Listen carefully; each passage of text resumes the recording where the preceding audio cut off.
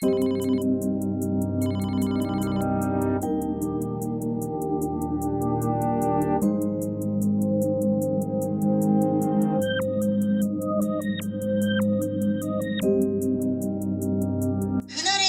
아버지가 내 안에, 내가 아버지 안에, 너희가 내 안에 있겠다라고 하잖아요. 그러면 우리도 예수님 안에 있고 예수님도 우리 안에 있다라는 거예요. 영은 육을 들어 역사합니다.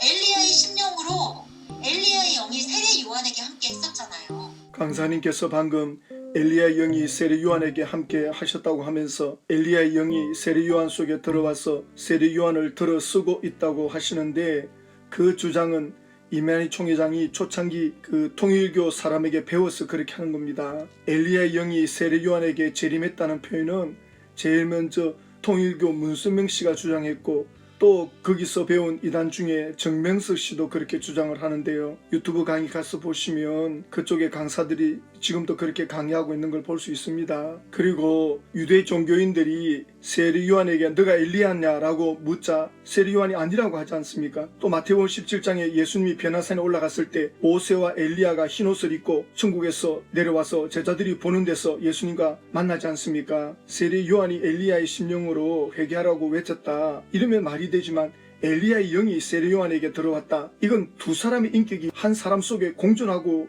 있다는 것인데, 성경에서는 이런 예도 없고 성경에서는 또 이런 것을 추천한 적도 없습니다. 개신교에서는 예수님이 하나님의 자녀들 마음에 들어와 계셔도 괜찮다고 하는 것은 예수님이 여호와 하나님과 함께 인간을 창조하신 주인입니다. 삼위 하나님은 일체이기 때문에 성령을 모시면 예수님이나 하나님을 모시는 것과 같은 것이기 때문에 그건 너무나도 좋은 것이라고 제가 말하지 않았습니까? 그런데 이단들은 왜 엘리야의 영이 세례 요한에게 재림했다고 주장하는 것일까 생각해 보았습니다. 첫째는 14만 4천 명이 순교자 영을 받는 것을 합리화시키기 위해서 그렇게 하는 거고, 둘째는 자신에게도 예수의 영이 재림해 있다는 것을 합리화하려고 억지 해석을 하는 거라고 보여집니다. 무당들이 모였을 때 자신들 몸에 모신 신이 누가 센지 무당들끼리는 잘 안다고 하지 않습니까? 그런데 이단 교주들을 보면서 이 무속인들이 주장하는 것과 똑같이 주장하고 있는 이런 모습을 보면 기가 막힙니다. 통일교는 예수님이 사명 완수 못하고 십자가에서 죽어서 실패했기 때문에 하나님이 문선명 씨를 구원자로 내보냈다. 또 신천지는 예수님이 2000년 전에 와서 구원의 희망 뿌리고 갔기 때문에 구원은 초림 예수로 끝났고, 이제 하나님이 예수의 영을 이만희 총회장에게 보내서 이제 이분이 구원자다라고 하시는데, 그래서 개신교는 그분을 이단이라고 하는 것입니다. 목사님 대답하면 되겠죠? 네. 목사님, 저는 총회장님을 믿는다, 이렇게 말씀드리는 게 아닙니다. 먼저요, 잘 들어보세요. 오해하지 마시고 잘 들어보세요. 저는 하나님을 믿습니다. 그리고 예수님을 믿습니다. 그리고 예수님께서 기록해 주신 이 성경 말씀을 믿습니다. 그런데 이 성경 말씀에는 뭐라고 하셨냐면요, 이기는 자에게 낙원에 있는 생명나무 과실도 주어 먹게 하겠다라고 하셨고요, 감추었던 만나와 흰돌도 만국을 다스리는 철장 권세도 이기는 자에게 주시겠다라고 약속해 주셨거든요. 그리고 계시록 3장 12절에 보시면 하나님의 이름도 예수님의 새 이름도 거룩한 성 새 예루살렘 영의 세계 천국의 이름도 이기는 자 위에 기록해 주시겠다라고 약속해 주셨어요. 그래서 하나님 예수님은 이기는 자와 함께 하시겠다라고 약속해 주셨거든요. 그러면 낙원에 있는 생명나무 과실을 먹으면 영생하게 되는 건 아니에요? 그래서 저는 하나님 예수님을 믿고 이 성경 말씀을 믿기 때문에 저는 성경의 약속대로 보냄받은 오늘날 약속의 목자 신천지 총회장님이 성경의 약속대로 보냄받은 약속의 목자라는 것을 믿는 거예요. 예수님께서 교회들을 위해 보내주신 사자라는 것을 믿는 것입니다. 이기는 자에게는 예수님께서 분명히 낙원에 있는 생명나무 가시를 주어 먹게 하겠다라고 하셨거든요. 창세기 3장 22절에서 24절에 보시면 생명나무 과실을 먹으면 영생한다라고 말씀해 주셨어요. 그러면 이 영생 또한 낙원에 있는 생명과실을 먹은 이긴 자에게 주실 것을 약속하신 말씀이라는 것을 하나님 예수님의 약속하신 말씀임을 믿는 거거든요. 그럼 목사님 질문 드릴게요. 바로 이기는 자는 누구와 이겼습니까? 어디에서 언제 싸워서 이겼습니까? 그거 말씀해 주세요. 목사님, 누구하고 싸워 이겼는지, 어떻게 무엇으로 싸워 이겼는지 말씀해 주세요. 네, 간사님 질문 잘하셨네요. 저도 이만희 총회장이 무엇을 이겼는지 물어보려고 준비하고 기다리고 있던 참입니다. 제가 먼저 답변하고 나면 답변해 주십시오. 그리고 강사님은 방금 이만희 총회장을 믿지 않는다고 말씀하시면서 하나님과 예수님 그리고 성경을 믿는다고 하시면서 성경에 이기는 자에게는 생명 과실을 준다, 만나를 준다, 힌도를 준다, 만국을 다스릴 철장 권세를 준다 하시면서 결론은 하나님이 약속한 목자 이만희 총회장을 믿는 것이다 라고 지금 말씀하시는 겁니다. 오해하시지 말라고 말씀드립니다. 소리모로 끝났다고 한 게 아닙니다. 오해하신 거예요, 목사님. 분명히 다시 말씀드립니다. 네, 강사님. 끝까지 듣고 답변해 주십시오. 저도 그렇게 약속 지키고 있지 않습니까? 결론은 하나님이 약속한 목자 이만희 총회장을 믿는 것이다 라고 지금 말씀하셨습니다. 그렇다면 과연 이만희 총회장이 하나님이 보내신 약속의 목자가 확실한지, 이겼다고 하는 것이 확실한지 확인해 볼 필요가 있지 않겠습니까? 마태복음에서 예수님이 죽고 3일 만에 부활했다고 했는데 누가복음은 석 달 만에 부활했다, 또 마가복음은 1년 만에 부활했다, 요한복음은 2년 만에 부활했다면 누가 그 부활을 믿겠습니까? 또 거기다가 예수님이 하늘나라로 승천할 때 모인 장소가 마태는 갈멜산이다, 다른 제자는 시온산이다, 또 다른 제자는 여리고다라고 하면 누가 그걸 믿을 수 있겠습니까? 아마도 성경은 100년도 못 가서 폐기 처분됐을 겁니다. 근데 기독교인들이 야 그거 좀 틀리면 어떠냐, 장소나 사람이 좀 틀릴 수도 있는 거지, 중요한 건 예수님이 부활했다는 건데 이렇게 말하면 세상 사람들은 그래 너나 잘 믿어라 이렇게 조롱하지 않겠습니까? 지금 이만희 총회장이 계시록 실상이라고 하시는데 뭘 갖고 실상이라고 합니까? 요한계시록 1장 17절에 예수님이 요한을 찾아와서 몸에 손을 댄 것이 실제로 흰을 입은 어떤 분이 이만희 총회장을 찾아와서 안수했다고 하지 않습니까? 그래서 실상이라고 하는데 그러면 그 연도가 언젠지 또 어디에서 그렇게 된 건지 그런 부분에 대해서 제가 먼저 말씀해 드릴 테니까요. 아니면 아니라고 말씀해 주세요. 이만희 총회장이 직접 20년 동안 공들여 2007년도에 출간한 책 천지창조 219페이지에 보면 1977년도에 안수받고 지시받아서 과천에 있는 장막성전에 들어가서 보니 이미 니골라 당이 들어와 있어서 1979년에 7 목자에게 회개하라는 편지를 했고 1978년도에 천사로부터 책을 받아 먹었다고 기록하고 있습니다. 그런데 그 후에 신천지 교인들에게 설교하시면서 1979년에 안수받고 장막성전에 들어갔다고 강의한 녹음 파일이 있음을 다 알 것입니다. 역사가 시작을 하신 한가장 이것은 79년도였거든요. 79년도.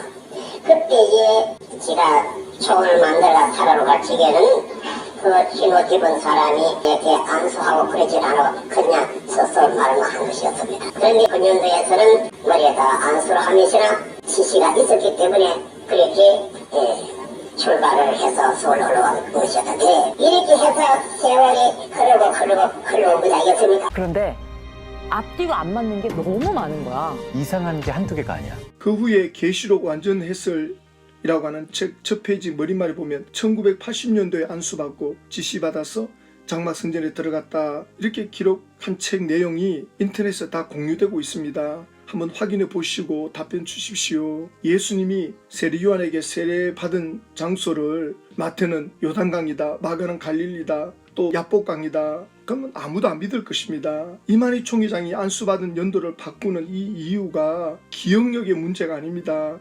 나중에 다니엘서 70일에 이런 내용이 나오면서 신천지 출발한 그 1984년 또 실상이 교도소에 수감된 기간, 유죄일이 미국으로 도피한 그런 것들이 나중에 맞추려고 하다 보니까 또 교육 강사들이 요청을 하다 보니까 연도가 계속 달라지는 겁니다. 그리고 장막성전에 가서 7사람에게 편지를 보냈다는 것도 다 허위라는 것이 드러났습니다. 1977년 이전에 이미 장막성전은 다른 교회로 바뀌었고 7 목자들도 1977년 이전에 다 흩어진 상태입니다. 이만희 총회장은 청도에서 서울에 올라와서 백남봉이 세운 재창조교회, 신천지는 4대 교회라 하지 않습니까? 거기에 들어갔지 장막 성전에 들어간 게 아닙니다. 한번 확인해 보시고 말씀해 주십시오. 이만희 총회장이 7 목자에게 회개하라고 편지 보낸 그 청직이나 장막 성전은 전 세계 교회를 대표하는 것도 아니고 또 한국 교회를 대표하는 것도 아니고 한국 교회와 아무 관계 없는 곳입니다. 신천지 교회들이 조금만 관심을 갖고 살펴보면 다 확인이 되는데 왜 이런 걸 알아보지 않고 약속의 목자라고 믿는 것을 볼 때 이건 배후에 마귀의 미혹이 있다라고 볼 수밖에 없는 거죠. 그리고 또 신천지는 인터넷을 절대 못 보게 하지 않습니까? 이런 내용을. 저희 개신교는 계시록 2장 3장의 사건을 실제 AD 60년에서 100년 사이 소아시아 그 7교회에 실제로 보낸 편지고 예수님은 또 요한을 통해 그 7교회를 위해서 요한계시록을 기록하게 한 것입니다. 바울이 로마서를 기록할 때 그 수신자가 누굽니까? 로마 교인들을 대상으로 로마서를 기록한 것입니다. 또 갈라디아서는 갈라디아 교인들을 대상으로 기록한 거죠. 빌립보서도 그렇고 골로새서도 그 기록할 때 그 수신자들이 있었던 겁니다. 요한계시록도 그런 차원에서 기록이 되어진 겁니다. 지금도 중앙아시아에 많은 분들이 성지순례 가잖아요. 그곳에 가면 당시 세워졌던 예배당 건축물이 그대로 지금 뼈대만 남아서 사람들이 구경하고 그러잖아요. 그런데 예수님 다음으로 구원자라고 오셨다는 실상이 너무나도 그 상황이 허접하고 그 스토리 내용이 앞뒤가 안 맞는 것을 믿으라고 하는데 그걸 어떻게 믿을 수 있겠습니까? 목사님, 계시록 1장 3절을 보세요. 제 말이 아니고 신천지의 말이 아닙니다. 예수님의 말씀이라고요. 지금 강사님께서 계시록 1장 3절 말씀 잘하셨습니다. 이 말씀은 구원받으라고 말씀을 하시는 게 아니라 복이 있다는 말씀을 하는 겁니다. 그래서 계시록은 이미 구원받은 하나님의 자녀들에게 고난을 어떻게 이겨야 하는지를 알려주는 그런 편지 내용입니다. 구원받는 방법을 알려주는 책이 아닙니다. 고난과 핍박 중에 복을 빼앗기지 말라고 그 방법을 알려주는 책입니다. 그래서 계시록 2장 3장에 이기는 자에게는 생명나무 과실을 주겠다, 만나를 주겠다, 흰돌을 주겠다, 이거 다 하나님이 보상해 준다는 약속 아닙니까? 상징적으로 그렇게 말씀하는 거죠. 신약 성경이 기록될 이 당시에는 신앙 지키기가 굉장히 어려웠습니다. 지금도 신앙 지킨다는 건 쉽진 않지만 그 당시에는 지금보다 훨씬 어려웠겠죠. 그래서 사도 바울이 신약 성경을 기록해 나갈 때 곳곳에 그 믿음을 지킬 때 주어지는 그 보상에 대해서 강조하고 있거든요. 저는 이 구절 좋아합니다. 고린도전서 15장 58절을 보면 그러므로 내 사랑하는 형제들아 견실하며 흔들리지 말고 항상 주의 일에 더욱 힘쓰는 자들이 되어라. 이는 너희 수고가 주 안에서 헛되지 않은 줄을 알미라. 또 디모데 후서 4장에도 이렇게 또 결론을 내리거든요. 나는 선한 싸움을 싸우고 나의 달려갈 길을 마치고 믿음을 지켰으니 이제 후로는 나를 위하여 의의 멜류안이 예비되었으므로 주 곧 의로우신 재판장이 그날에 내게 주실 것이며 내게만 아니라 주의 나타나심을 삼하는 모든 자에게니라. 그러니까 사도 바울이 성경을 기록하면서 그 결론으로 가면 항상 이런 걸로 끝이 난다고요. 왜? 너무나도 믿음 지키기가 어려운 그런 상황이었다니까요. 그래서 요한계시록에도 이런 복이 있다는 말씀을 중간중간에 계속 하고 있는 걸 볼 수 있거든요. 그만큼 그때는 믿음 지키기가 쉽지가 않은 때였습니다. 또 이 계시록이 기록될 때는 제일 핍박이 심했죠. 그래서 이기는 자가 되라. 예수님이 말씀한 겁니다. 그래서 예수를 믿으면 이미 우리가 예수를 믿는 그 자체가 이미 이긴 자 안에 들어온 겁니다. 그러나 아직 우리가 또 살아가야 할 날들이 남아있기 때문에 계속 이 싸움을 해야 되는 거죠. 근데 왜 이만희 총회장이 이긴 자라고 그 한 사람만 그렇게 결론을 내리고 나오는지 우리 개신교는 이해가 안 되는 거죠. 그리고 우리가 싸워야 할 대상은 이 비진리로 가르치는 세계관, 가치관, 인생관 이런 것들과의 싸움을 하는 겁니다. 이 세상은 지금 비진리로 가고 있잖아요. 그런 문화 속에서 살아가는 이 상황에서 우리 기독교인들이 그런 성경적 관점을 가지고 살아가려면 부딪힌단 말입니다. 그 유혹이 있고 갈등이 있고 또 때로는 조롱이 있고 우리의 싸움의 대상은 바로 그런 것들입니다.